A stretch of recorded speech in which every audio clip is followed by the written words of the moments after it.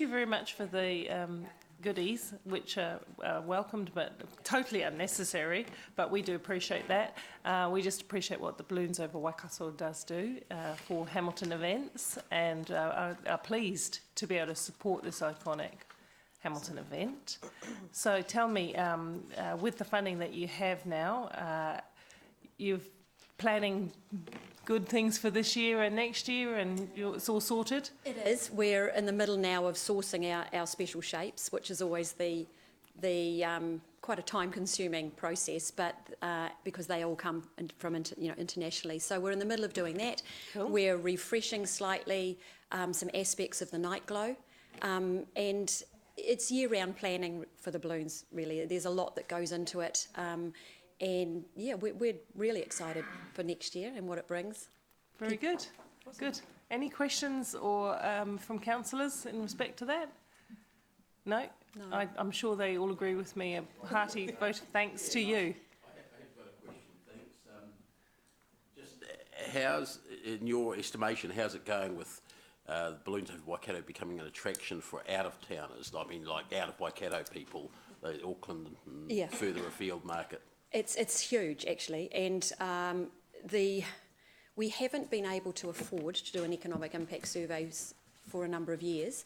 However, we know that simply by reports back from moteliers and hoteliers, also from people on the ground. For instance, the University of Waikato did an activation last night glow, not this year, the year before, and they were astounded at the foreign students that were on the grounds and participated in that.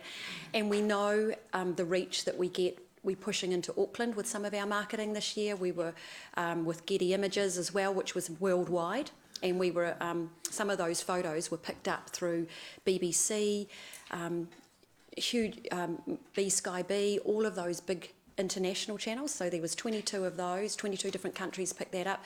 So we know that a big chunk of our audience comes from out of the Waikato as well. The interest from national media is growing year on year, and we can only take that as a really good sign that the interest nationwide in this event is just growing and growing. We've already been in discussions with TVNZ about so coming as part of their breakfast program for next year, which they're keen to do. Obviously that's never guaranteed until nearer the time, but we work hard to make sure it's on a national stage. Great, thanks. Thank you very much. Yes. How do you make money? Sponsorship and grants.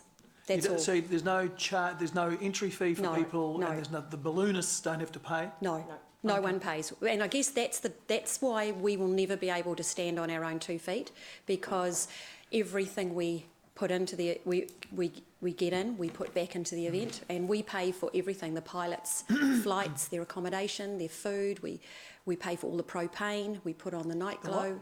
We pay for all the gas. Yeah, so we actually pay for everything, and it's all through sponsorship and grants. And as a trust, obviously that's, we're not there to make a profit.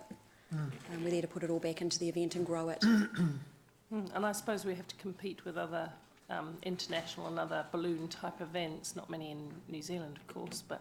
Yeah, and we've already, we have had discussions with international events too around doing some sort of a partnership, especially actually the Reno balloon event last year we had long discussions with those actually about, because they're the biggest free hot air balloon event in the world. They get about 100 balloons, so they're like a big version of us. So just looked at ways that they funded that and what they did, and it was really, really well worth it. Excellent, thank you. No further questions, and once again, thank you very much, and we look forward to the next event. It's always a pleasure to see the balloons up at that time of year. Thank you. Enjoy. Thanks. Thank you. Yeah, we just might. Yeah. Yeah, Andy might be on the next item. Thank you very much. And now the next people on our public forum part. And don't worry, we do not expect you to produce cake just to talk to us. So we've got. So Jason and the trustees from the Clarence Street. Bring. Oh gosh. Hey, okay. So councillors, we'll hear from Jason, and then we'll take questions, as you know, and we'll include any of the trustees may want to answer questions if it's pertinent. Your Worship and Councillors, my name is Jason Wade and I am the General Manager of Clarence Street Theatre Trust. With me I have Sandra Braithwaite, Leanne Bedwell and Rachel Baum, our trustees. Over the past 2 years, the Trust has taken Clarence Street Theatre from an underutilised, forgotten asset with a low occupancy to now well over 50%. Next year we aim to achieve 60% occupancy. Clarence Street Theatre is now more accessible to the community. We have schools back into the theatre that could previously not afford to.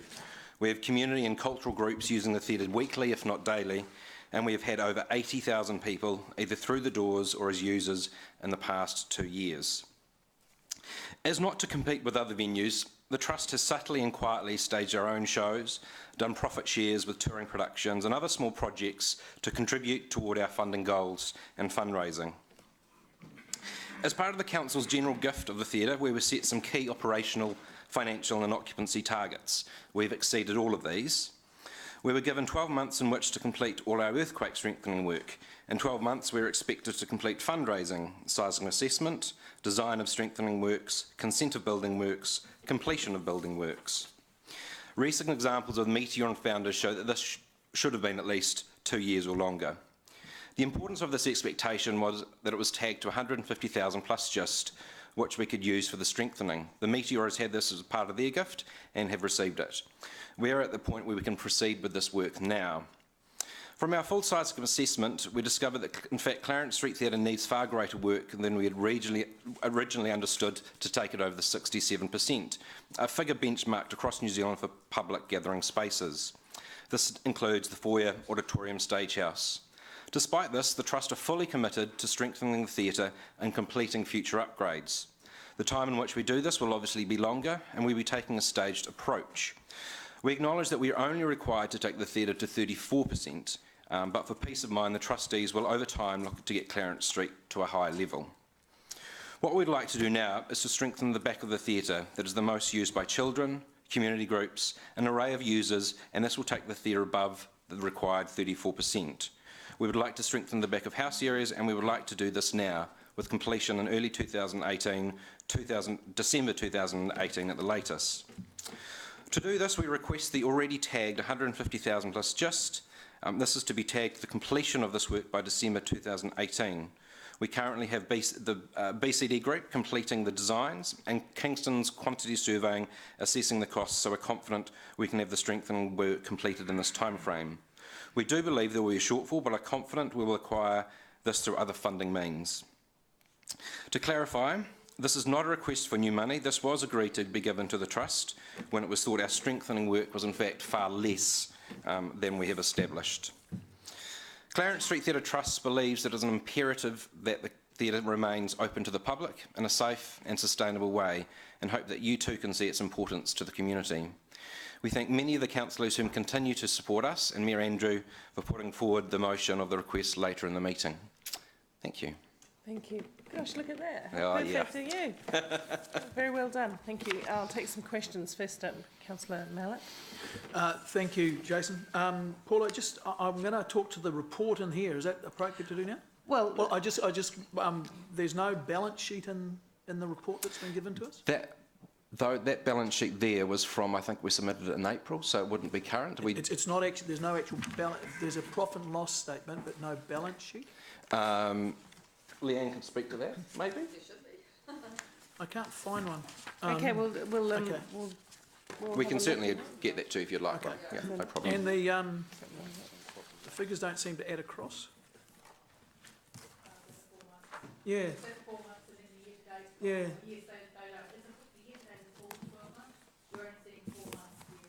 Oh, so it's not meant to, so you wouldn't expect it to add up, you know? No. Oh, okay. Thank you. Okay, thank you. Councillor Henry. Yeah, thank you. Thank you for that presentation. Look, just one question. How long do you expect it to be closed, the theatre, for the strengthening We work? won't close it at all. Okay. We because of the back of house area, it is separate to the main auditorium and theatre part, so we can utilise that. And then the work that will happen is planned to be in the early part of 2018, which that area isn't used anyway, so Okay. we can get around not having to close the theatre at all. That's fantastic. Thank you. Councillor Gallagher? Yes, thank you. Can you pass on my compliments to your team with the beautiful jackets and the theatre assistants? Thank you.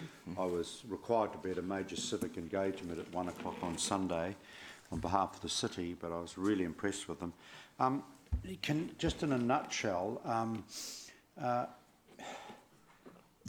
quantum, what is the exact quantum again you were looking for from council, and in what period of time? We're asking for the 150,000 plus just, as per the original gift. Right. That will be put directly towards work, and I think in the motion you'll see later in the meeting, the council will not release that money until we provide that evidence that work has been completed specifically for earthquake strengthening. Right.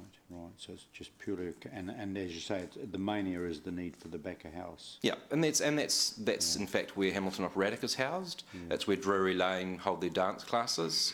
Yeah. It's where many schools use the workshop as well. So it's the trust feels that that's the highest priority, right. And that's what we'd like to move forward on. Okay, thank you. Thank you. Mayor King. Yeah, I just want to thank the Trust for what you're doing for the city. Thank you. And turning what we were struggling to make work into something that is working, so well done. Thank you. Thank you. Can I just ask a very quick question? Can you talk to me a little bit about the money that you've been able to fundraise through those profit share examples that you've had, etc.? Sure. I guess one of the things that we struggled with was, I guess, the Founders Closed, which was never on the books when the Trust took over the theatre, and also Meteor as well. We're fundraising a lot for their upgrades and trying to compete in that space. To go out publicly and do big fundraising drive we decided against that because we didn't see that being fair on Meteor and others as well. So we've done it sort of quietly in respect of actually in last year we staged our own production of Hot Water, which is a Roger Hall play, which we made a small amount of money from. We'll stage another concert later in the year. Profit from that will go to this sort of work as well. And also bringing in sort of touring productions, we do them as joint ventures, and those profits are set aside to use for the works that we need as well. Okay, thank you very much. Thank you for coming in. Very good. We'll do cupcakes another time. and yes, thank you for the work that the Trust does do around the theatre. I've been to a number of really good things there this year, so it's awesome. Okay, councillors, thank you for that. We'll now move on to the page number 6, item number 5, which is the minutes. Are there any comments, questions, clarifications? Minor question, and it probably was in that transition period. Lists Andrew as the deputy chair. Is that Mrs. Governance? The minutes list, if I read this correctly. Oh yes. Okay. It lists, and I'm just wondering if that was during it does list the mayor as the deputy chairperson. Well, Councillor of this Young, committee. I assume, was deputy chair at that point. Just right at the top, isn't it? Yeah. So it should have Councillor Young, and then when Yes, Councillor that's Mark near. Bunting became. Well, Yeah, sorry, I would have. Well, it might have been. Otherwise, I'd have done offline. It's not. Yeah. Just a minor, or whatever's the correct. Whatever's the correct descriptor in terms of the date. Yeah. So you get the award for close reading today. Oh no, sort of. Well done. It's just reading the first page. That's all. Anything else, councillors? Any comments, discussion on the minutes? They're being. He's acting GM throughout because I wasn't there. Oh, okay. Okay, there's just a few things in little tidy-ups of who was there and who's. We'll move that be received. Somebody please move. Oh, thank you, James. Councillor Casson, seconder. Councillor Henry, all in favour. Opposed, carried. That will bring us on to the next item, which is my report on page 15. Should be fairly straightforward. I don't need to talk to it. I think it was reasonably self-evident. We are going to be talking about the library on Thursday. We are going out to the pools, so we will be able to cover off some of the feedback from the 60+ swim group. I think we already had a conversation around some opportunities to better engage with the public, and I still hold the view quite strongly that we need to do better at our out-of-council chamber engagement with the community. And I have a few ideas that I want to explore around that. Maybe with some potential workshops and other things that we could get involved in. And Richard's aware of that thinking, and we'll be progressing that in the next couple of months, won't we, Mr. CE? I think the work around improving community engagement. Yes. Thank you. Putting money through 10-year plan conversation to increase the budget so we can actually get on with it. Yep. Okay, and the other item that I mentioned on my Chair's report is also coming up on the agenda, which is the Matariki Canoe project, which I went to a launch at Wintec not so long ago, and it was stunning and very exciting, so we'll hear about that. So are there any questions from councillors? No. Oh, apologies. Councillor Henry. Thank you, Madam Chair. Look, just one thing that what I want to say is, because you're chair of the Community and Services Committee, you probably get invited to a lot of things, I assume, and some of the things I don't hear about, and some of the other councils might not hear about it either. So I just wondered, but I would love to probably go to some of them as well. So is there a possibility to that you share this out with other people, yes, what's happening? That would be really awesome, because it's just like engagement with the public, the more we can talk to them outside of a chamber and in community ways. So that would be really, really awesome. I would really appreciate it. Thank you. Yes, thank you. In fact, I have done that on a couple of occasions with you for migrant events. But yes, so there's two things that happen. Sometimes I get a personal invitation in terms of being chair of the role, and it's individual and not transferable and all of those things, as every one of you will have. And some of them I do just pick up through Andy's newsletters and generally touching base with the community advisors to see what is coming up in the upcoming month, and then I usually check with them whether attendance would be useful. There's either a role for me or just attendance. So honestly, I do actually pick some of those up through Jovi's newsletter, through Andy's newsletter. Yeah, I do that too. Yeah. Andy can come to those, but I will endeavour to make an effort to circulate more widely those things that aren't individually invited to me. I just noticed from Councillor Young when because of when you look on his Facebook, used to look on his Facebook, and he was on lots of occasions, but they never came up neither in Jovi's report or any report. They were just invitations that he thought, well, would be good to go out to the wider. No, I agree. We should all be out there. In fact, I'd quite like to see many of us out there as we can. Cool. Thank you. To make the point. Thank you, Councillor Mallett. Thanks, Paula. Hey, you've already just touched on this. In your first paragraph, you talk about we need to improve our public consultation around the why, not just the when. Can you just give us some examples of what the why would be? This is in relation to communication on the 10-year plan.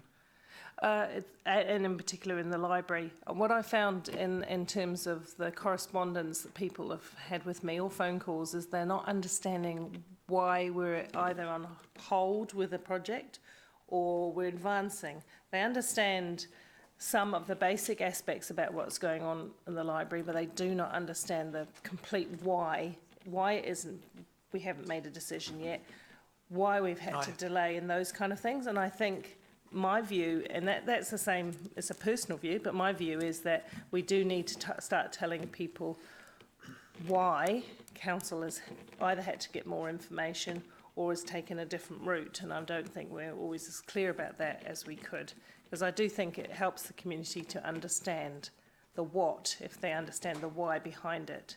And as we go through the pool this afternoon, for example, we'll be visually observing things, and that will answer a lot of the why around the work for the pools. And we'll be there, but of course the public won't be there. So we have comms team that send out press releases, I guess you call them. Are they inadequate, or do we need more of them, or do you think there are other channels we should be using? Well, it's just my personal opinion that we need to focus our communications on the why, not just the what. That's my observation from what I'm finding. People come up to me and they're, what's happening with the library, and then they go, well, why are you doing this with the library, or why are you not doing this with the library? Why are you concerned about the water world? And it's always the question is, but I guess, to me, Paula, I'm asked how do you think we can make that better? Well, I suppose it's a directive to staff, actually, to work around explaining those projects. And I think governance can actually, through its reporting, focus a little bit more on the why, not just the what. Because it is important. You want to have an educated, informed community. But I'm just not too sure how we would address it. I don't think it's my job to solve it, but I did want to raise it because I do feel strongly that that's what I'm hearing, is a lack of understanding about the mechanisms and the why. Yeah, and I think it's a good point. Paula and I have talked about that. So it's pretty much about tweaking. I think our regularity of what we go out with from meetings and things like that, we put out a summary, is fine. I think Paula's right. It's just about how we message that. So we just need to improve that a bit more. Because we have the media at all our meetings, and then we reinforce that with I don't know what you call those things, statements. The PR that our comms do. And then, So a really simple example was when the dive pool was half emptied for repairing the pipes, and I discussed this with Lance. It was half emptied, and the people knew that it had to be half emptied because the pipes. But what they didn't understand is why it still couldn't be used in part. They didn't understand why it wasn't fully emptied. Why is it half empty then? Why aren't they fixing the pipes? But of course we know that you can't fully empty the pool, or the pressure's going to pop up, or the tiles are going to come out, and things like that. So people, and when I spoke to the group out of the hydrotherapy and said, oh well, there's a reason, there's an engineering reason why you can't just empty a pool overnight and refill it. They were like, oh well, that makes sense. It just made sense to them all of a sudden, and there was a reason why you couldn't continue to do your aqua jogging at the same time, and it was this, and the why just satisfied all of their concerns, went away then. In that instance. A bit simple, I know, but yeah. Okay, Councillor O'Leary. Thank you, Madam Chair, and apologies for my lateness. Just following on from Councillor Henry, we get on the invitations things, and often my head spins around when someone says, oh, went to this, went to that last night, and it may be personal. We get an abundance of emails at times, so sometimes things slip through. But I know that the Mayor's office has a very good process that when invitations go to him in general to, for Mayor and elected members, that gets disseminated out. So I was just wondering from the governance manager if we get any other general ones that sort of don't go to the Mayor's office and that would go, I don't suppose they would go to governance, but just your view on sort of what our policy would be in that situation? Occasionally we do receive into the generic HCC governance email address, we do receive invitations, and if that's ever the case, they are circulated by the members. Okay. So there are no invitations that we receive that we edit out. We send them on. Can I also ask, there's been a number of organisations that have emailed to generic email addresses like the CEO one, and invites, and I've made sure that they've gone through to the governance group when they've come in as well, just to make sure they're disseminated out. And also for the council-related activities, we're trying now to put those into the executive update as well, to put those there just to make sure there's a process for that. We're trying to join the dots. We sort of have civic, community, council, and then stuff that's loosely related. And we're trying to do our best to feed those as we become aware of them. What we try to do is when we become aware of ones that haven't come to the right email address, we go back and tell that party to make sure they email it to the right email address so it gets captured going forward.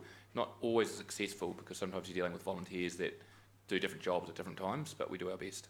Thank you. And I just follow on with the comment. I mean, I certainly don't have any problem with any elected member receiving personal invitations, because we all do that, and we all have our areas of interest, and that's absolutely appropriate. But just as long as Councillor Henry's raised, as long as we're not sort of losing any in the mix of,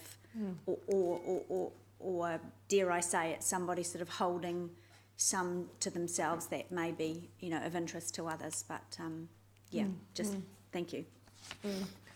Good feedback, and I do think we can have a think about that. Maybe Andy and I can have a chat about that too, because and Jovi, because I do pick up a lot of the migrant and community sector things through that regular newsletter, and then on top of that I do get some invitations, which I do the same as Martin. If I can't attend, I default to my chairperson and I've been defaulting to Councillor Henry, as Councillor Yong suggested, for some of the things that I couldn't attend, and she has been going, which I'm grateful for.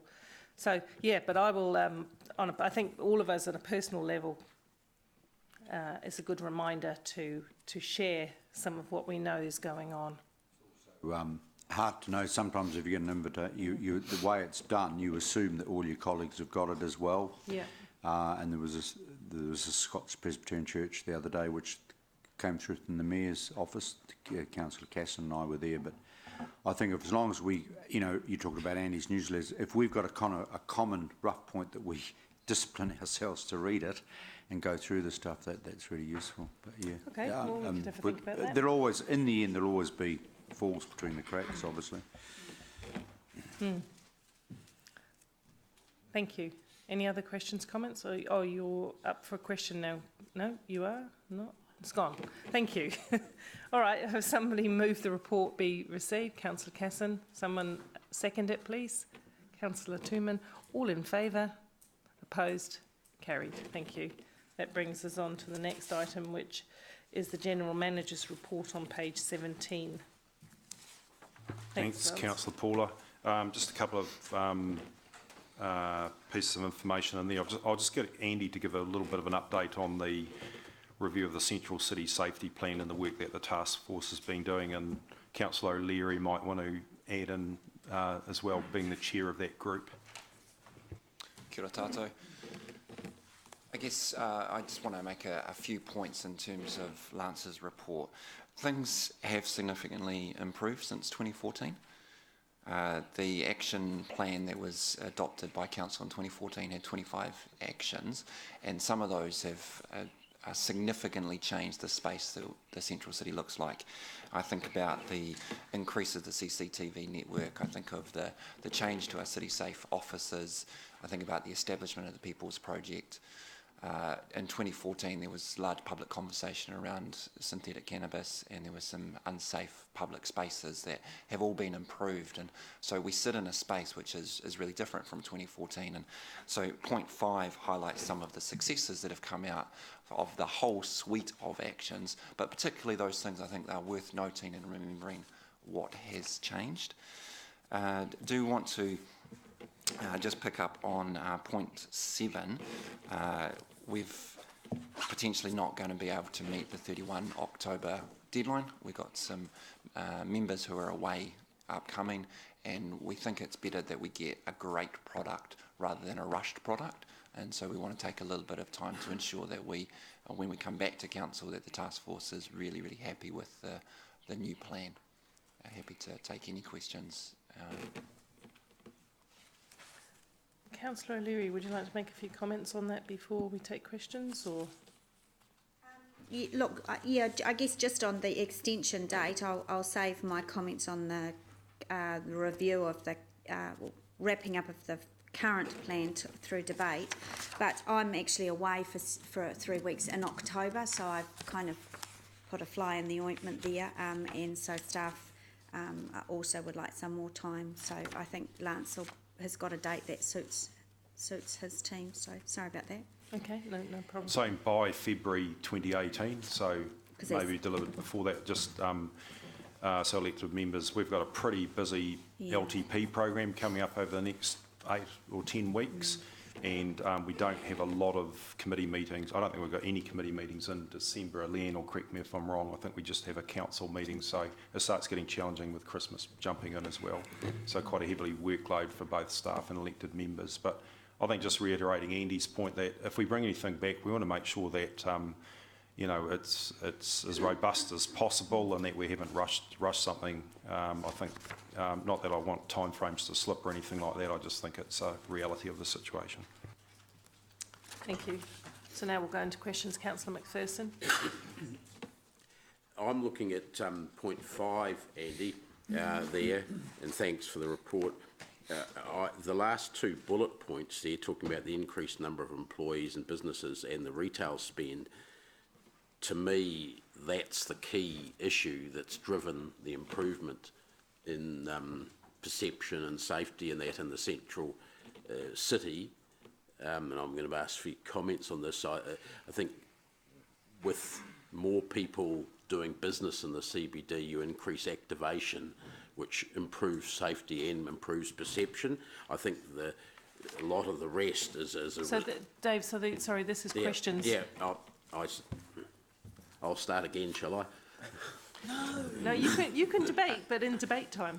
I'm not debating. I'm asking, as I said before... That's debatable. Yeah, Gary's debating whether I'm debating. Apart from the first point, would you say that, what's your comment on the suggestion that I'm making, that it's the economic changes or improvements that have driven the others? So that's the first point. The second point relates to the first bullet point in 5, as to whether you think that the housing of all the people in the central city has driven the problem further afield, the homelessness problem.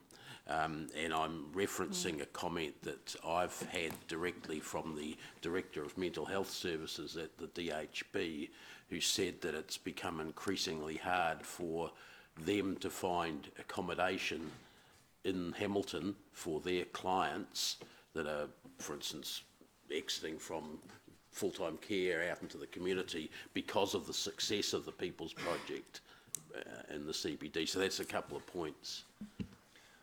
I guess the question of economic growth and perception of safety, which comes first, is probably highly debatable, in the sense that as people come to the central city and spend longer and spend more money, and all their feelings that it's safe to come and do that. So I think it's hard to categorically say one came before the other, but I do think they create part of that great picture of what's happening in the central city.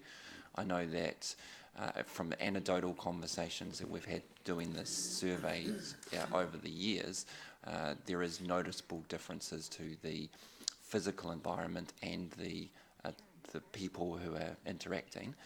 I think research around the world would say that the more people you have in a space that are doing positive activity, the less you would see people who are doing negative. The police stats are pretty convincing that they're doing some really good work as well.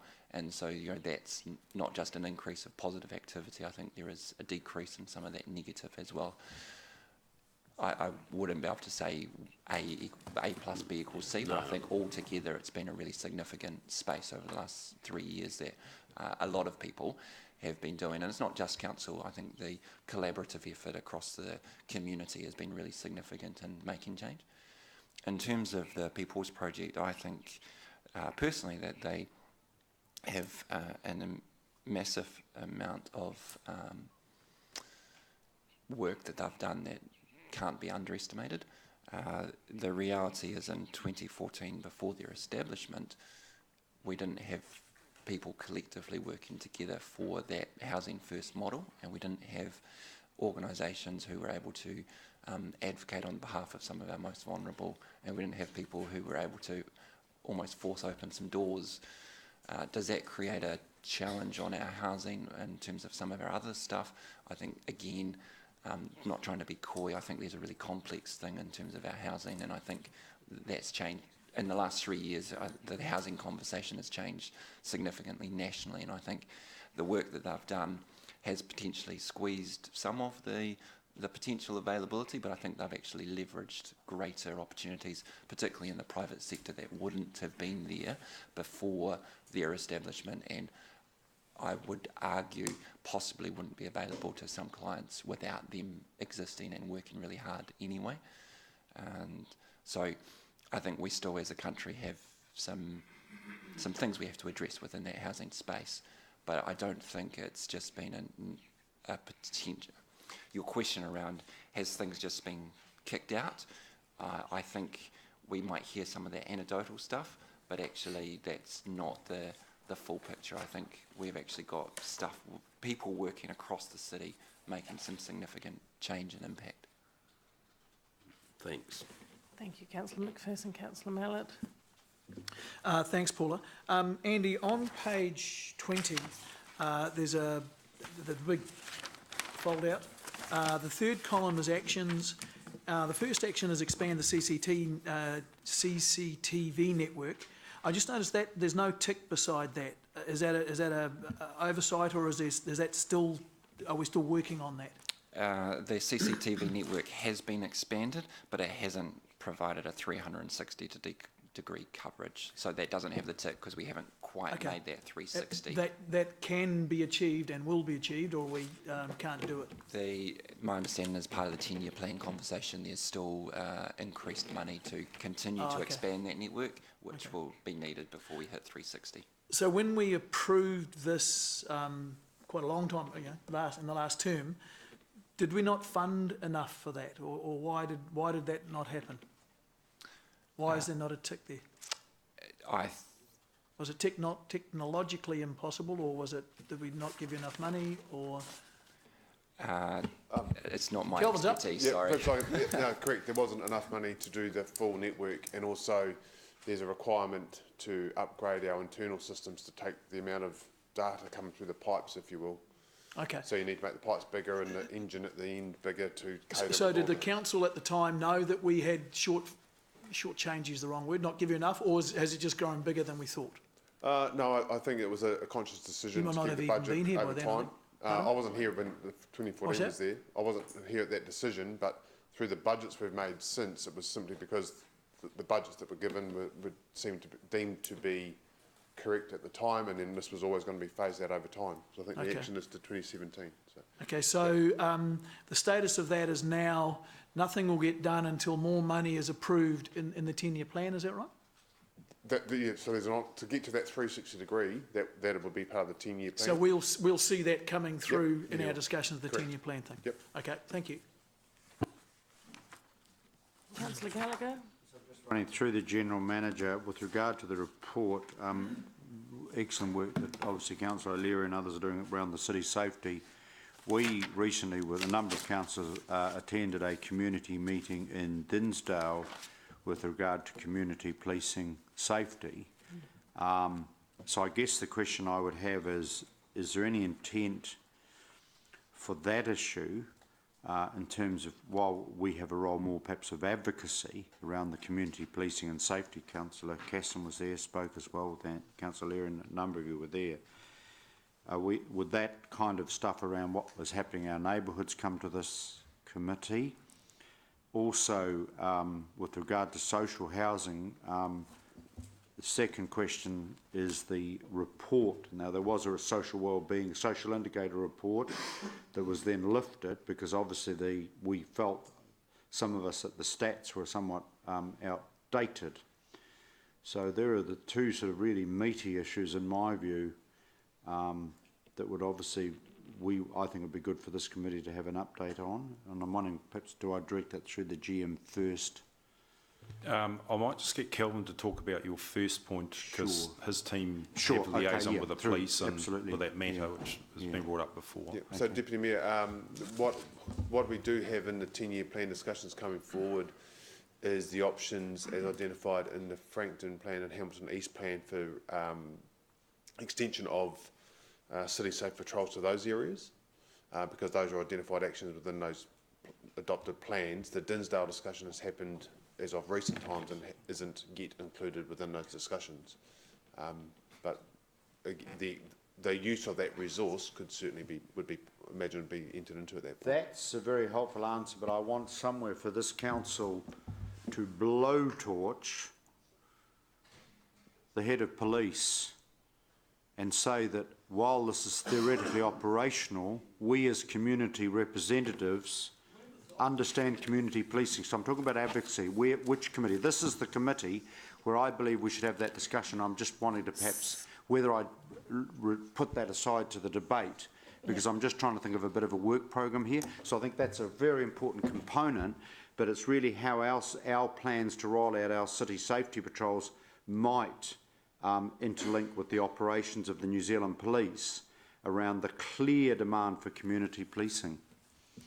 Okay, so that's a question at the moment. Would you like Well, a response to it? I'll flag, I'm going to bring that up for debate and explain, develop that theme a bit more. The second one was around social housing, and that was just about, are we going to receive some kind of, because there are some very proactive developments happening, I respect that, but I'm relating that social housing to the social indicator report that's being updated, and whether it's the GM or Andy on that one. I think that's a future piece of work we need to be looking at. We are definitely updating the social wellbeing indicator report currently. Obviously some of the data in that is related to the census, and the next census hits in March next year, and so we won't have that data until the beginning of 2019. So rather than postpone, rather than kind of wait for the perfect and never get anything across the line, we will bring an updated report that will still have some census data, but we'll have other figures updated. In terms of the social housing element of that, that can definitely be used as a launch pad for a conversation. But when do you anticipate the sort of a revised, prior to the next census social indicator report to be available? I don't have that date right on me, sorry, Councillor, but I can disseminate that through. Well, it just seems I would make the point that for our 10-year LTP, our LTP process, that's crucial information. And I'm not going to be in a position, because obviously that's giving a bit of a tapestry, a bit of a context with huge challenges. So perhaps I'll save that a wee bit for debate. I'll expand on that theme a bit more, purely because I think there's some crucial data in addition to all the excellent data we're getting that would be of help to us. Can I just, my recollection is when it was brought up several months ago, that we said we would bring back the next draft, for want of a better term, to a councillor briefing, so that council can tease out A, the information, and B, some of what you've been alluding to, what is council's role and what do we want to advocate and what actions do we want in line with our current direction of travel. So, and I think a couple of the matters that you've brought up were mentioned at the time, so that was our intention. And I certainly acknowledge that with some of the figures, it's a constantly moving target. I said that. No, thank you. Okay, thank you. Councillor O'Leary. Madam Chair, I was just wondering if I could assist the Deputy Mayor. We had a social, we were part of the social housing strategy, and that seems to have fallen off our list. And I think that might be what he's referring to. I chased it up around outside and found that I think it's sitting with Link people. I've asked for an update on that and haven't had an update, but if someone in this building would have been part of that as well. So I think that's certainly well overdue to have. I understand it just sort of disappeared, so we need to. So we can make that reappear and bring back maybe in the GM's report a bit of an update on that.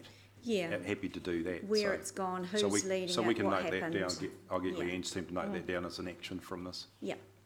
Thanks. Okay, thank you, everyone. I think these some useful points. Councillor McPherson. Lance, just on what you said before, I think your recollection is right. The question then is, when will that come back to a briefing so that it can inform our LTP discussion? If there are some councillors that wish to have us being proactive in any way, whether it's advocacy or ownership or whatever in the social housing area, sure, that'll need to be quite soon, won't it? Yeah, that's correct.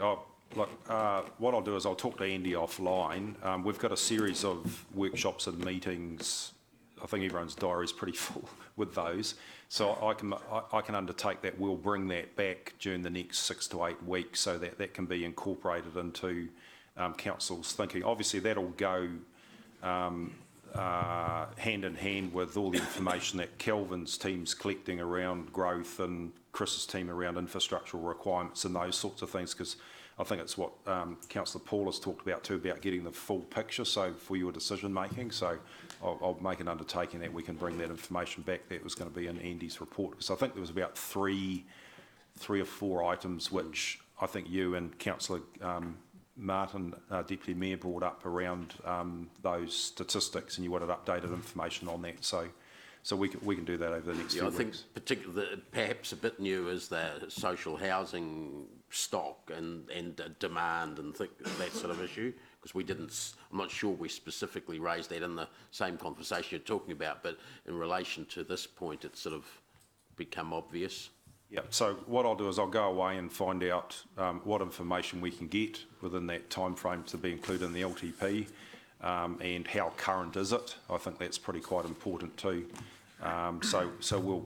I know the Salvation Army have just brought out their recent report. I think about 2 months ago, Alan Johnson presented their report again. There's quite a bit of information out there, but I think. But some of that's national or big scale? We need it granulated down to a Hamilton level, so we'll see what we can find out, and we can put something out in the executive update to let you know what information we can collate. Thanks. Okay, thank you, councillors. Are there any further questions before we go into debate? No? Okay, well, the recommendation is just to receive the report, but is there any... Oh, Madam Chair, what about questions on the library, or are you doing... Oh, no, I wasn't, but do you want to make any comment on the library and then take questions? No, it was sort of really following on from what Councillor Gary brought up around comms and what you brought up in your report, Councillor Paula, just around after that, we've got the council meeting on Thursday to discuss the library situation and make sure that we've got clarity of communication around the why as well as the what for the community. And Jeff Neem's been working on a communication strategy for that once we debate that item on Thursday. Are there any questions on the library that people would like to raise that haven't been answered or won't be answered on Thursday? Councillor Leary, you have a question? Or? Well, I did, but I could just save it for Thursday. We're having the full conversation then, aren't we? So. Yep. Over to you. Yeah, that's fine. fine. No, I'll leave it to them. Any other questions, Councillor Matt Gallagher? No. Okay, so just something came to me. Sure. Right. With the library, so just one question. So if we decide to open it up or do the repair to have it earthquake strengthened, is there any other thoughts about it, or is that what's coming up on Thursday that we do some more like with the frontage as well, or we just leave, or then we just concentrate on the earthquake strengthening? There's quite a few options in the report, so so once you've had a chance to read that report, then feel free to contact myself or Rebecca Whitehead if you need any more information on that. Okay. So the minimalist option is to fix what we've got there now and get it back open. There is another option which Councillor Paul has talked about before, was the opening up the front option. I think there's a very low-cost version of that, which probably isn't overly effective compared to one which is, in hundreds of thousands to millions of dollars. So, but we can answer those questions on Thursday. Okay, thank you. Yeah, I mean, I've been holding my questions till Thursday as well around that, but I guess it's a fairly broad report on Thursday, so there's plenty of scope for councillors to ask those questions or indicate alternative points of view than are proposed. Okay, so we'll go into debate on these items. Yes, and to the degree I'm dealing with both your report, your chair's report. Oh, sorry, hang on, wait 1 second. Mover and seconder, sorry. can we add to the recommendation, Lance's, the date for the task force, the safety task force, to be extended to February 2018? We have to do that, don't we? Because it's in the... We checked, there is no date in the original resolution, That's so right, we there's don't not. need to, but you can note, if you like, a new date, Okay. if that keeps the committee Yep. accountable. Do you want to note it in the recommendation, Councillor O'Leary? Yeah. Okay, Keep it tidy. So you'll move the staff recommendation with that addition? Yes. Thanks. And do we have a seconder, please? Councillor Toomey, thank you. Now we're in debate. Councillor Gallagher.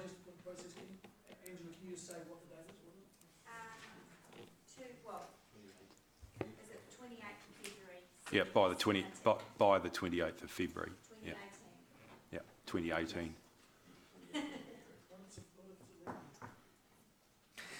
Okay. Now we're into debate with Councillor Gallagher. If it's please. leap year, we'll be a day early. Councillor Gallagher. Yes, and in part I'm referring, I think, to a bit to your Chair's report and the GM's report. I just want to start first of all around the city safety and central city safety. Yes, we see progress there, but a number of us attended a community meeting in Dinsdale, and where I used the word blowtorch, I mean blowtorch for whoever's going to be the new Minister of Police and the head of police, because our role as a City Council is obviously to do our bit in terms of providing, maybe rolling out city safety patrols and being part of the solution. But I'm hearing from our community loud and clear again and again and again about these property owned by the New Zealand Police that are dotted around our community, Flagstaff, Clyde Street, Dinsdale, Norton, Varden Road, that are basically closed for public. And we seem to have this conundrum where we're told that the experts tell us that this community policing model doesn't have currency, and yet we've got other experts like Councillor Casson and I think Councillor Toomey who say actually this, given their professional background, this is a model. And I think we should have a view, and I think this is the committee of a whole, this is our community committee where that stuff should be transacted. And certainly I would anticipate when we have our 10-year plan discussions, we will be talking about our safety team, but this is about partnership. Just like we talk about schools, shared recreation reserves for the school grounds, playgrounds, and this is one area of partnership. So that's one issue.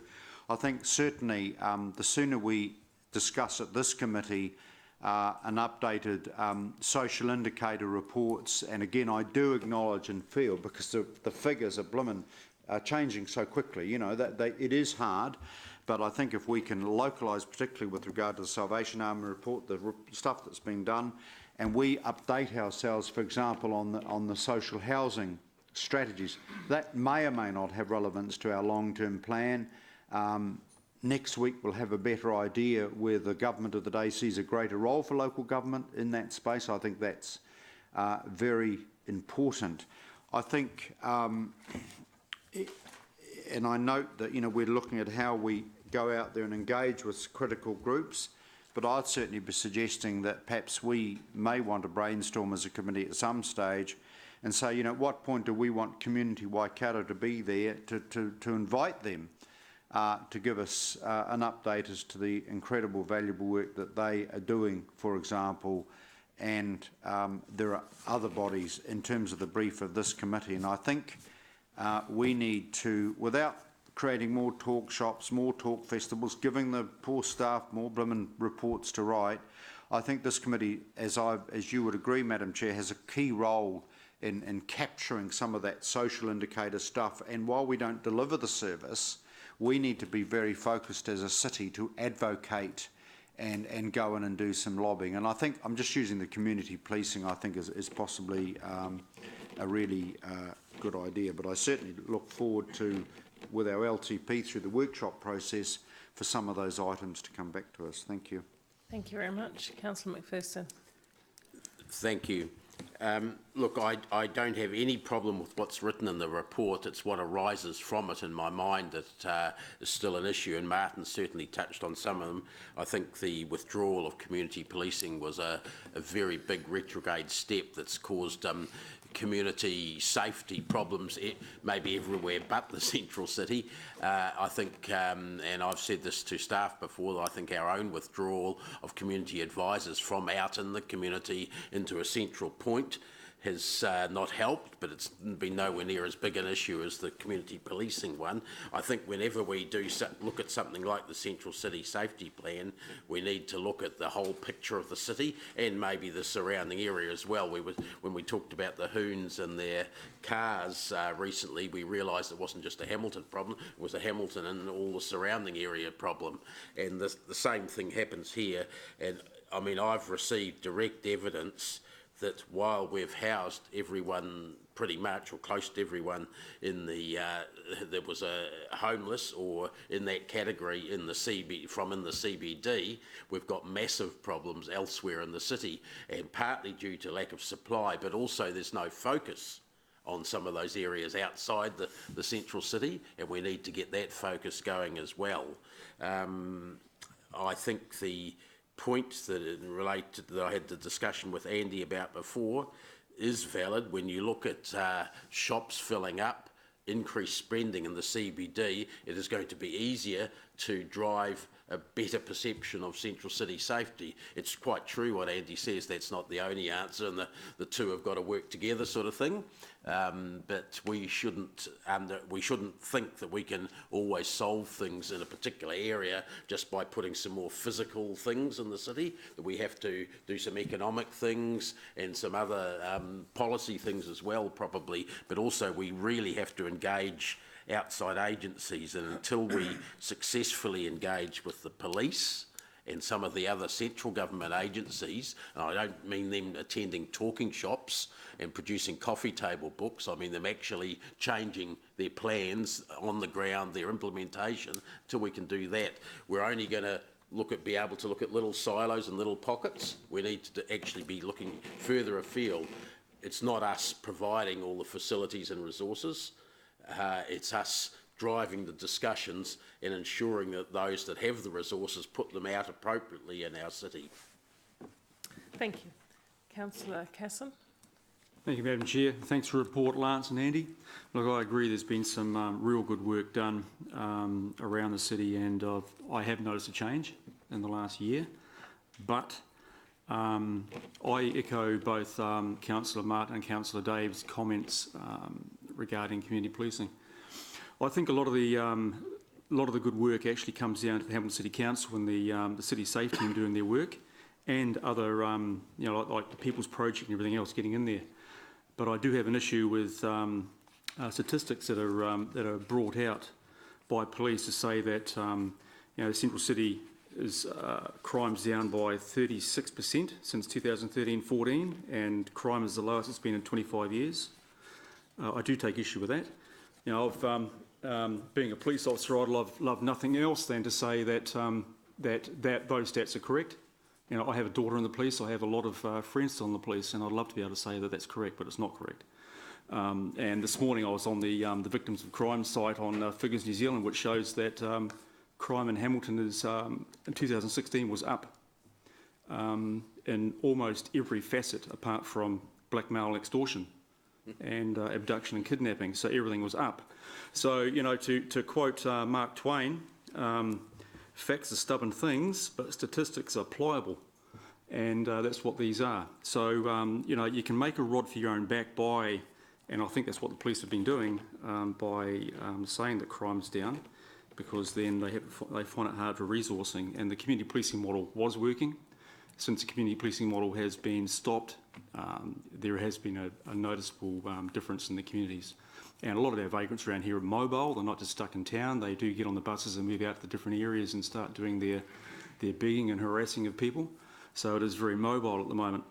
So look, though we cannot dictate where police resourcing is placed, we as elected officials for the city do have a right to ask questions and strongly advocate for such things as community policing to be made a priority in the city. the re-establishing of the Central City Beat section, which was paramount to Central City safety in the past, which we do not have anymore. And I'm of the firm opinion that it is the good work of Hamilton City Council and City Safe for the perceived safety in the Hamilton City. Thank you. Councillor O'Leary. Thank you, Madam Chair. Agree with the points raised and made by my colleagues. I think the key to this, to the good outcomes achieved from this plan, was that we did it together, and it was a collaborative approach, and it was the first safety plan of its kind for a city for a metro city in New Zealand. Since then, we have had several visits from Christchurch, Tauranga, South Auckland, Hawke's Bay and Wellington, asking, approaching staff, approaching myself, saying, what did you do and how did you do it? Because they're sort of 3 years behind now and are dealing with some of the issues that we decided to tackle back in 2014. So I think actually as a city we need to be proud of that. Have we fixed everything? No, you can't fix everything. Generally, time moves on and new issues arise, and of course, as we've seen, housing is quite a significant issue. I think 20% of everything in this plan, 20% increase on people's perception of safety, the improvement of safety during the day and at night is a good thing, and 20% is actually quite a large movement. So I'm quite happy about that. Why do we manage perception? Because in actual fact, all the world over, and some of the reports and things I've read, actually it's the only thing that you really can measure in terms of public safety, other than specified crimes, is someone's perception of whether an area feels safe or not. In response to some of the questions or comments made around housing, the People's Project act as, or first of all, most of their stock majority of their stock is from the private sector. They find landlords and they become the safe broker. So if a vulnerable person struggles and can't pay their rent, then the People's Project actually pays it for them, and that's a very unique proposition from a private social agency. Certainly the government doesn't have quite a kind hand, and if the rent's not paid, they get a warning and then they're out on the street. So I think that's quite significant. And the other thing is the People's Project also have their own stock, starting to have their own stock and manage some of the larger housing availability. So it's not, in terms of, I guess, cannibalising social housing, they certainly haven't done that. I think they've cracked open the private sector a lot more to people in need and vulnerable people, because they're the safe partner in the equation, and I think that's quite significant.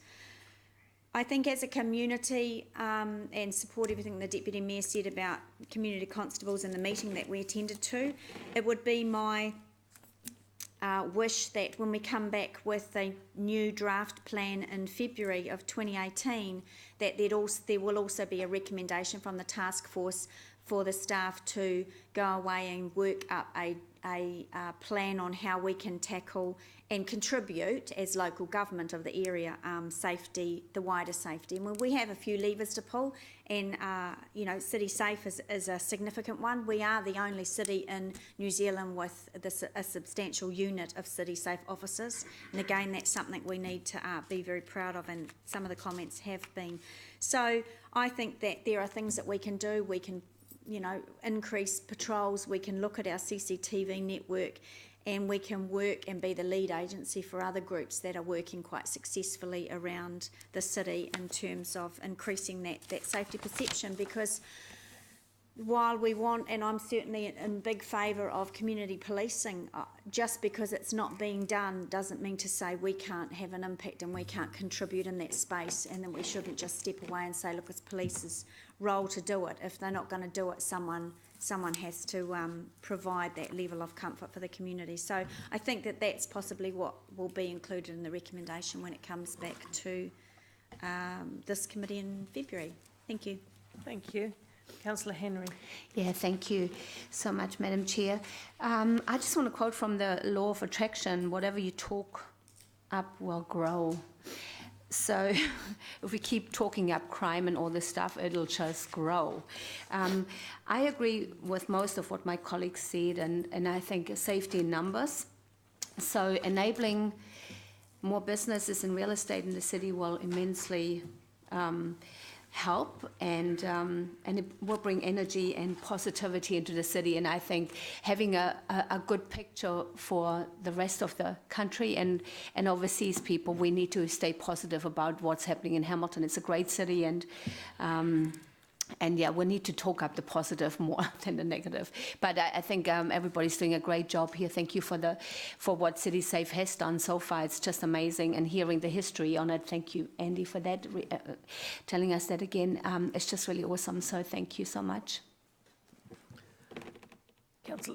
Councillor Taylor. Thank you, Paula. Yeah, I just want to add that I think the committee there's been some promising signs there, and I think Councillor O'Leary's been doing a fine job there. A few things that have come out to me during the committee's work is, I think, just the complexity, the mental health and addiction issues out there. You know, I think we've got something really good in City Safe. And I think Councillor Casson is right. I think that City Safe actually should take a lot of credit for what's happened, and I feel we're in a good position with City Safe, and I think maybe there just need to be a few tweaks along the way, or we need to step back and decide what do we actually want City Safe to be doing as a council, and then give them a consistent direction. So I still think there's a bit more dialogue needs to go on with City Safe, but I think we're in a good position now. I think other cities would love to have something like that. To me, the one of the big issues still unresolved is the police role in the CBD. We've had 2 or 3 police officers turn up to every meeting. Councillor O'Leary, I think, used the term in the last meeting where she said police need to have some skin in the game. And I think we all felt that way, and by that we've been quite insistent that we want to see a bigger presence in the CBD from them, whether that's patrol. Well, I think patrols is the preferred option from us. Some sort of, in fact, as one of the items we're discussing, I think it goes along the lines of police identify the CBD as a priority area with staff tasked to provide a timely response to calls of service. So that's something we're pushing very hard, but actually I want it to go a bit further in terms of a stronger, more holistic sort of presence. So I think progress is being made, but that's something I think if we don't win that little battle, I won't be happy with the result when it comes back. Thank you. Mayor King. Yeah. So can I just remind members of what the police said during some of the committee meetings, the City Safe committee meetings, and they made it very clear that they have limited resources.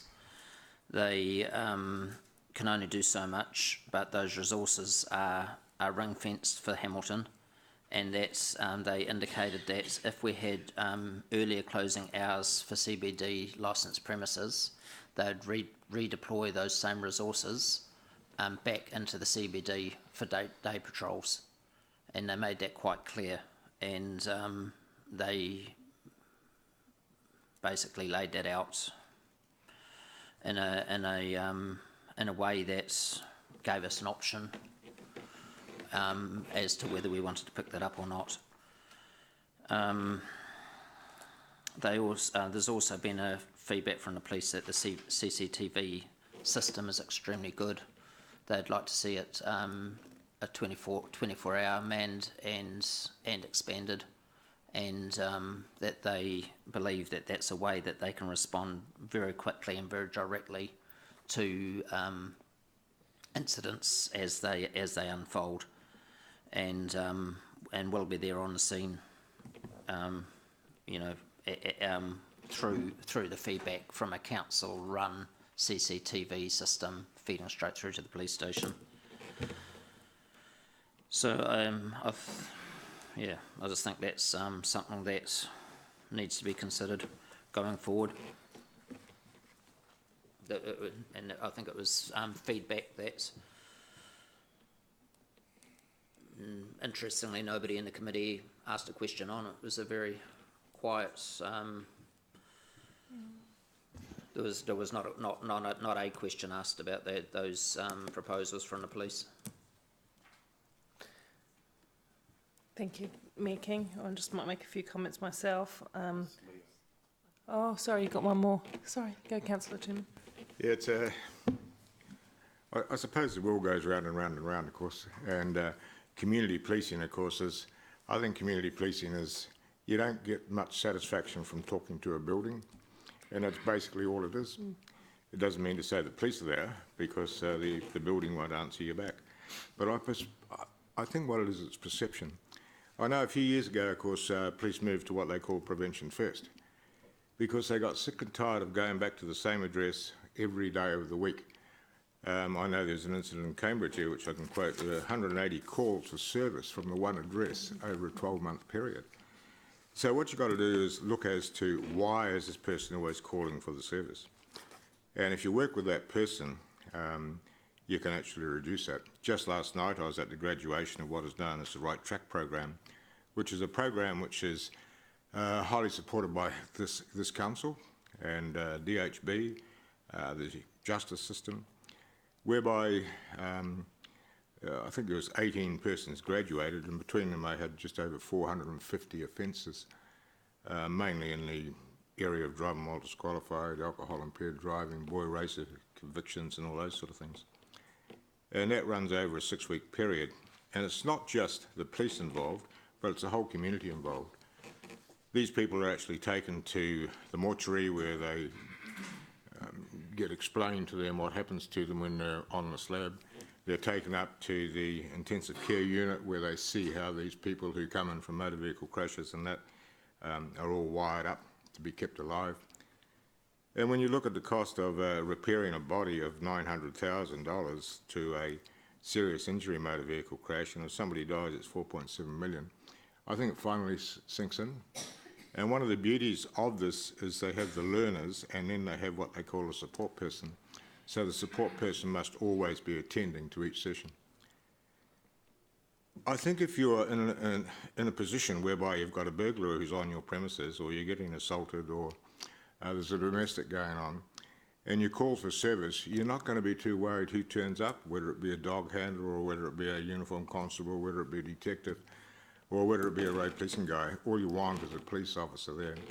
And when I look around this city, what I see, of course, is the police vehicles are actually not in the wealthier areas of the city, but if I drive around some of the lower socio-economic areas, I very often see a police vehicle parked on the side of the road, whether they be attending an incident or making inquiries or whatever they may be doing.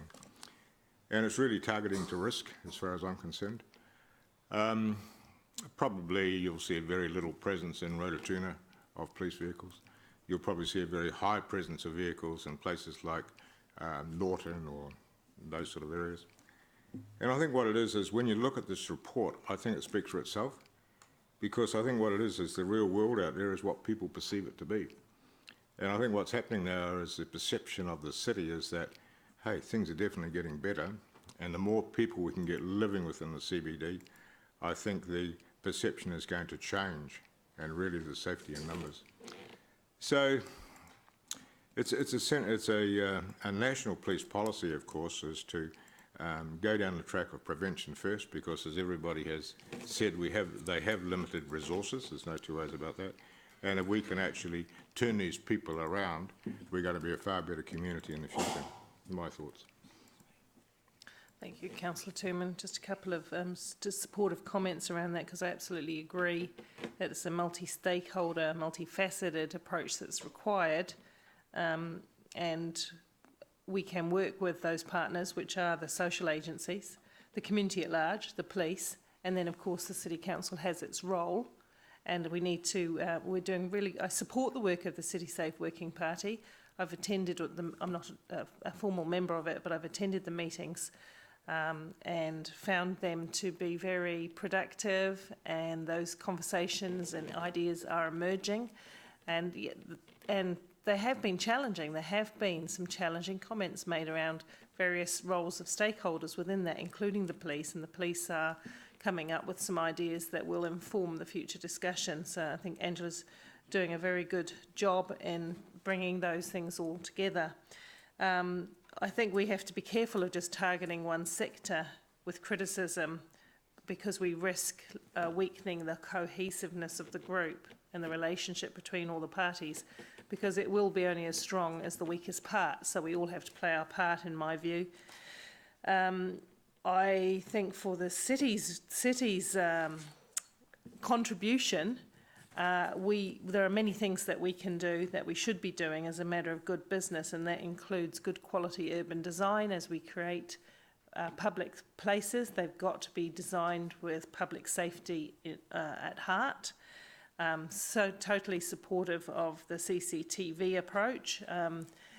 That's pretty standard in any notable sized cities around the world now, that public behaviour can be caught on camera, and that does give you that level of confidence. And then there are the other matters that we've already talked about, such as lighting, improved lighting and improved street furniture and the placement of street furniture, and all of those kinds of things do actually create a safer environment, or the opposite. So it's about interweaving the whole well-being of our public into the things that are core business for the city. So look, I'm looking forward to it. I think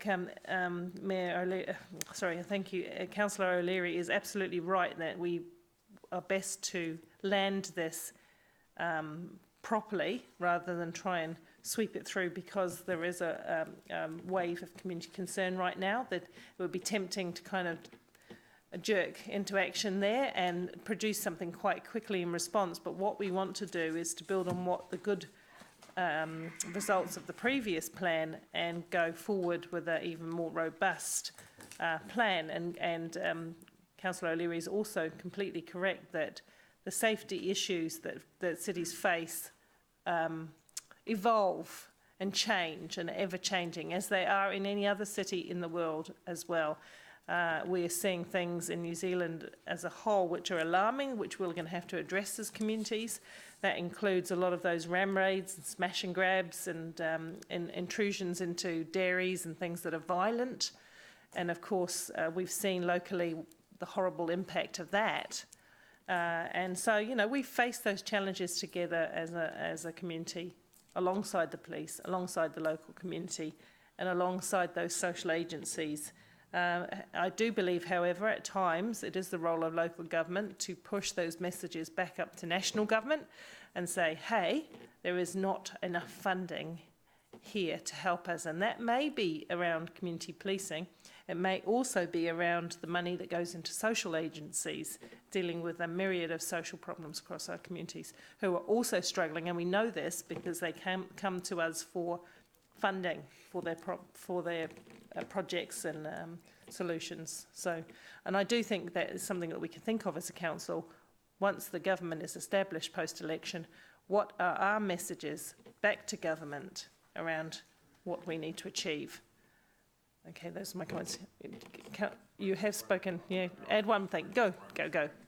I'm just wondering whether it would be helpful or not, Madam Chair, as I know many years ago, and Councillor McPherson, remember, I used to attend a monthly meeting of the Old Works Committee, I think we used to call it, though, and give an update as to what was happening. I'm just wondering whether it would be beneficial if maybe twice a year or something like that we could get the City Area Commander of Police, if she could come along and maybe give us an update of what's happening within the organisation, and that would give councillors and that an opportunity to maybe put their ideas forward and have a question and answer sort of session. And I think that may well be of assistance to all councillors here. Thank you. That's a good idea, and I think we can discuss that with Councillor O'Leary as a way to kind of push that up to council through the process. That would be excellent. Thank you. Okay, thank you for the debate, and I guess we can tell how strongly we all feel about keeping our citizens safe, the fact that everybody has wanted to debate this issue, and so thank you for your good feedback, councillors. Somebody move, please, that the the report. We have moved it. You have moved it. Oh, right. Yes, exactly. And I didn't need to speak first, just the move of the motion. Yeah, sorry about that. That's okay. See what happens when you have a holiday. Yes, that's right. And then you have to get back into work. Thank you, Councillor O'Leary. So it's been moved and it's been seconded. All in favour? Opposed? Carried. Yes, and we are going to take a comfort stop for 10 minutes. Back at 10 past. And the public, there is some coffee, and it's quite good coffee in the... So we'll do another week and then Clarence Street, and then we can do the, because the staff... Yeah, absolutely. So we're just going to move items around to do Matariki, Clarence Street, and then... Yep. Thank you very much.